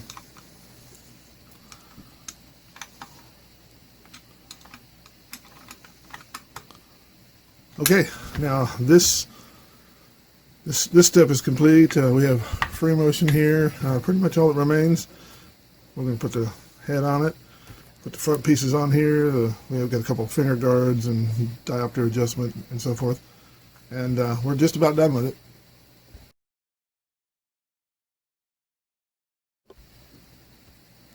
So let's start with the trinocular cap, trinocular head, the trinocular port top cover. What you do is just carefully put that in place, and you'll notice it has a little bit of movement here, and we'll make sure that these are properly lined up before we tighten the screws down. So here are the screws. We've got 2 shorter screws and 2 longer screws, and it's pretty obvious if you look at the side view of this that the longer screws are going to go in these 2 holes, shorter screws are going to go here. So I'm going to start by setting on the side without the shaft on it, just like that. Then I can get all 4 screws started, but not quite snug down.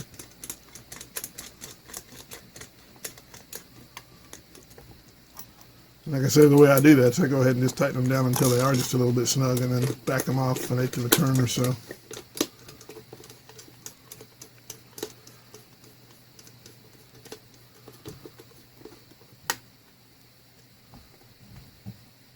And now for the 2 shorter screws.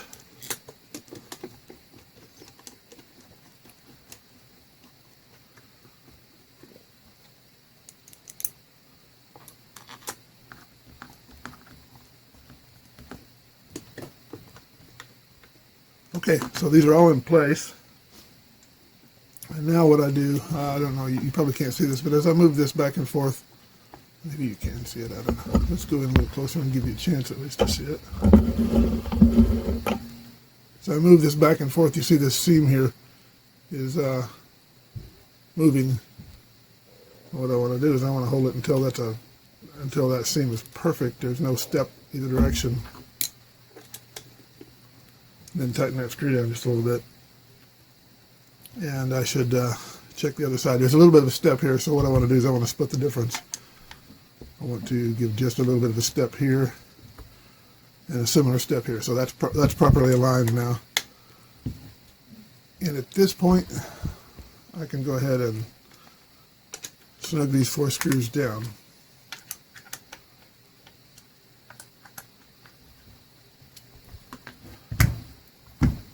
So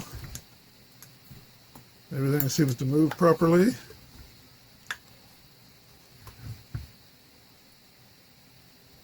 So we just reassemble the front of it, and it should be ready to go.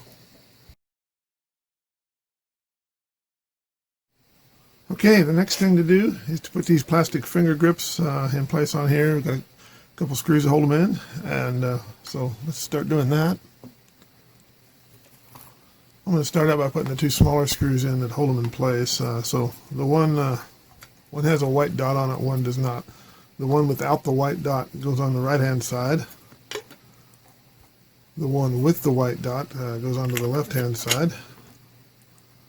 And there's little screw holes here, and these little short, long short screws that go in. One on each side. And I want to put those in. I don't want to really tighten them much. I just want to, at this point, snug them just a little bit. And do that for both sides.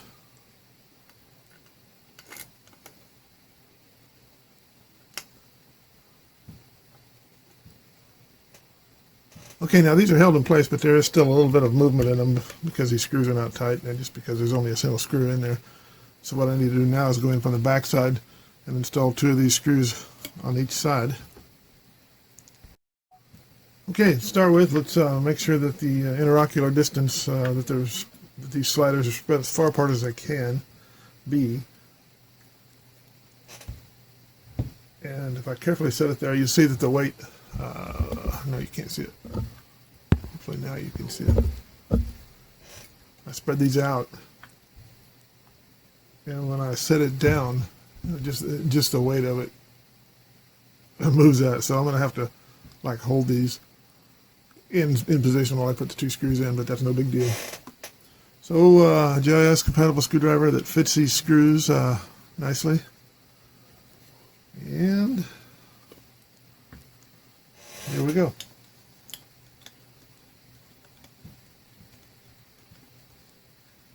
I put it in just short of being snug.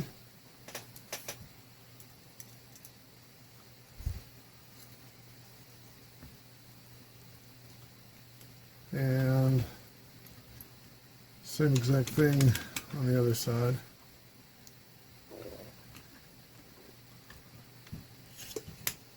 There. The alignment of this screw is a little stubborn, but it's going now. Okay, so now what I want to do, these are in, they're not snug, but they're in. So basically I want to just move this around, make sure that this feels nice on the end here. And when it does, go ahead and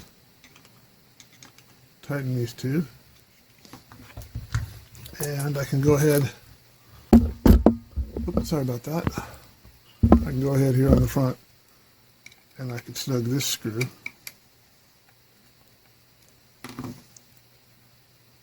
Okay, now we repeat the same procedure on the other side. It's a little bit more complicated because this shaft gets in the way, so you want to make sure you don't bend that. We already had a bent shaft. That's the last thing we want to do is do that again. Have that again. I'm going to be really careful here.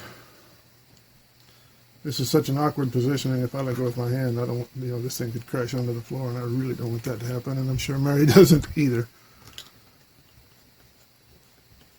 Okay, start that one in. Same thing with the second screw.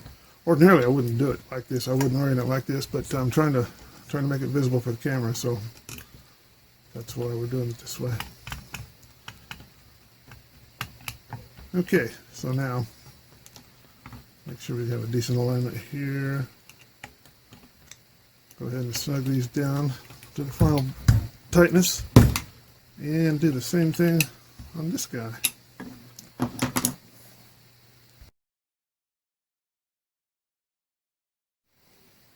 Okay, the next step is to put this knurled diopter ring on the left hand side, and before we do that, or in order to do that, we need to preset this thing.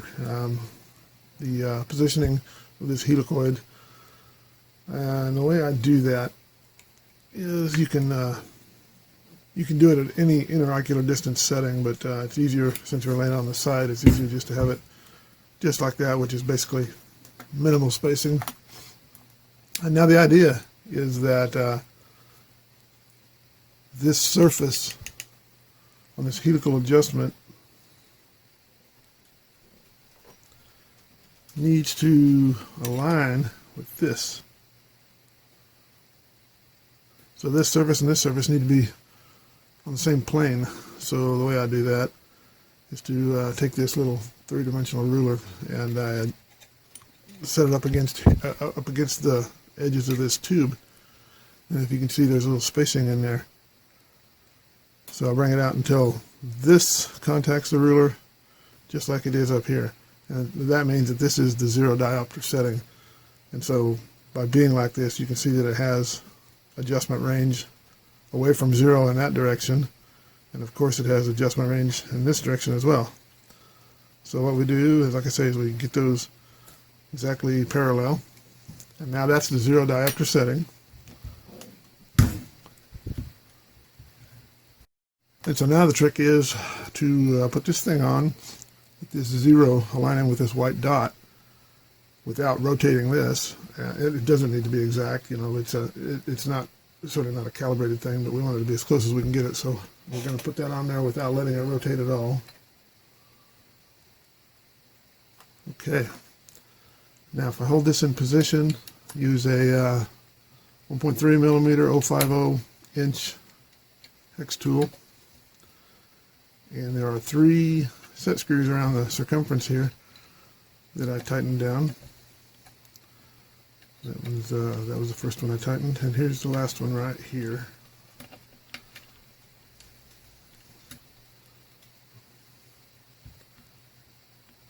Okay, and now you'll see that this is the 0 diopter setting. These are parallel. I can go in beyond the end of the scale, and I can go out similarly the same way. So that is it. The last thing we have to do is put the little trim ring on here and clean this thing up, wipe off the fingerprints, and it should be ready to use. Okay, so the last step as far as assembly goes is the reinstallation of this little trim ring. What I did is I cleaned it, alcohol, acetone, and got all the debris off of this, got all the residual glue off the back from where it was originally glued in place. And if I lay this down, it's nice and flat. There's no distortions or anything, so it doesn't need to be reshaped. It's basically ready to go in. Before I do that, though, I do want to clean the inner surface where this thing sits. Make sure it doesn't have any, well, it doesn't have any residual glue, or worse yet would be grease or something like that from the reinstallation, from the reassembly of it. So I'll have acetone on a Q-tip here, and I just want to run this around a couple times. Make sure it's nice and clean. And you can see it wasn't totally clean, so let's do that again.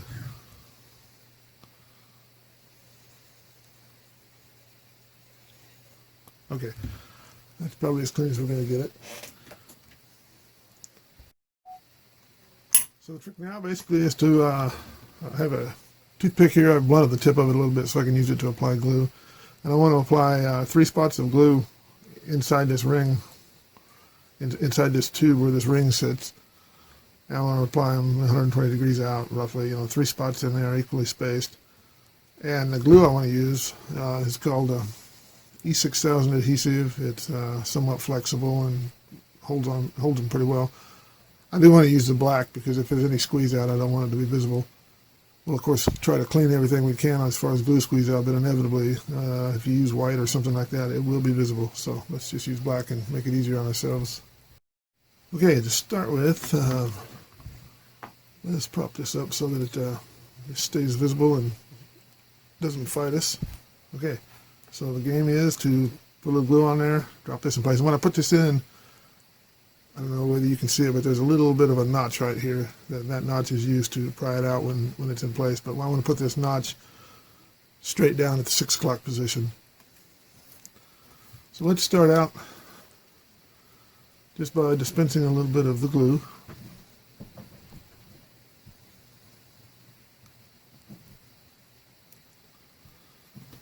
Okay. Now I want to get a little glue on the toothpick here. I want to apply some very carefully here, try not to get it everywhere. And of course, it strings. There's not much you can do about that. So we have it there. Let's do a little bit more. Another spot right down here somewhere. And the last one, let's split the difference and so you put it right there. Okay, take away any glue stringing we have. Right, I take this thing, like I said, it's been pre-cleaned. The little notch is straight down at the 6 o'clock position. I slide it in place. Press it into the glue. The first thing I want to do is just take a dry cotton swab and try to remove any squeeze out if there is any. Sometimes you get lucky and there is no squeeze out. In this case, there didn't seem to be any. So what we have to do is just let that glue dry a little bit to hold that in place. And after that, just take a final wipe down using something that has grease cutting abilities, take off fingerprints and whatever. And this thing should be ready to use. Now while I'm shooting this video, I want to show Mary did a really good job when she shipped this. Protecting this cap. This is the camera port, and there's an opening here underneath this cap that she put on there. There's an opening here where the NFK photoprojective eyepiece would drop into, and if this port is left open, which in a lot of cases I think they are, I see a lot of scopes on eBay and stuff, and they almost never have a cap on there. So dust falls into there, and anytime you've got the camera, anytime you've got this shaft set to the piece where you're sending any light at all, either 100% or a split of the light to the camera port, then there's an exposed prism in the bottom of that, and any dust and whatever goes in there and settles on that. And this particular unit had a fair amount of that I had to clean off. So the best way to prevent that is just to always, if you're not using your scope, get in the habit of putting this shaft taking this shaft and pushing it all the way in position. That slides it over to the point where all the light is coming out of your eyepieces. Nothing is going to the camera port. The nice thing about doing that is that the optic that would normally be exposed under here is slid out of the way, and any dust that settles in there settles on a piece of metal and doesn't foul your optics. Also, that has the added benefit of having this shaft be somewhat protected against damage, whereas if you leave it sticking out like this, it would be easily bent if it took an impact of some sort. Okay, but anyway, since I took the original cap off of here, I'm going to replace it with another cap here. This is a cap that I made on a 3D printer specifically for this port, and you'll see that it's got a couple baffles here, so that once it goes in place, number one, it caps the hole, but number two, it has baffles in there to prevent dust ingress that can happen over long periods of time that that this sort of a cap could never really protect against. So I'm going to put that on there, and when I ship it back, of course, I'll leave this on there for Mary. And so that's a pretty good cap for that, and it was modeled after the original Olympus cap in terms of the dimensions, external dimensions, but I did put a little more baffling inside of it. And I'm also going to do a similar thing down here.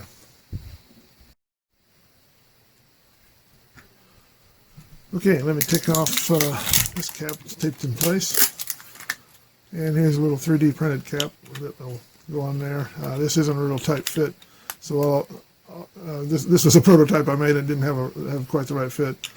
What I'll do is I'll print off a better one before I actually send this out. But for now, I'm going to put that on there and I'll just tape it in place. Okay, the final thing I want to do, just show you how I clean the exterior of these things. This has actually been cleaned somewhat. When I first got it, I cleaned off some of the noticeable stuff. But anytime you work on these and handle them, you really should clean them up again. I just use alcohol on a little makeup type pad thing, and you can see that there's stuff that still comes off these things, so it's definitely worth cleaning.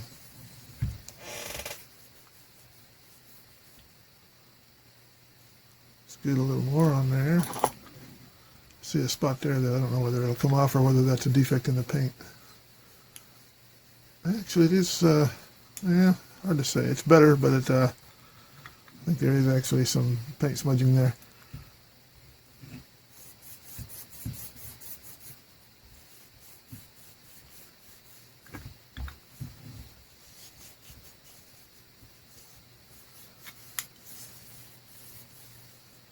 Okay, so yeah, you can see that there was a little bit that did come off.